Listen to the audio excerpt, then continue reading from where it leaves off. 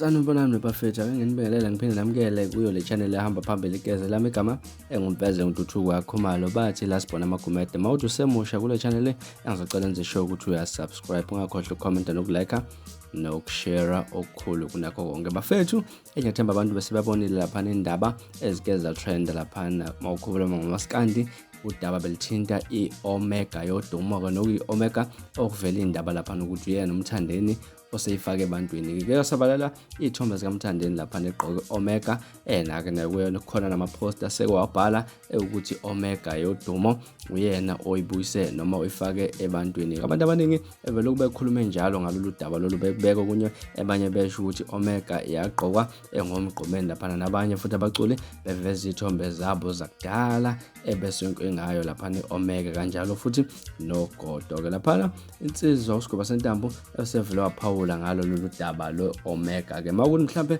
akuyibona ngevideo kaSgwebosentambo akungene kule video akubambe nayo le video ubone ukuthi uphawule wathini ngudaba lwe-Omega. Hlangane futhi kwivideo elandelayo ngesikhathi esilandelayo. Niphathe kahle nibe nosuku lomnandi ngithanda khona. Nihlekisi.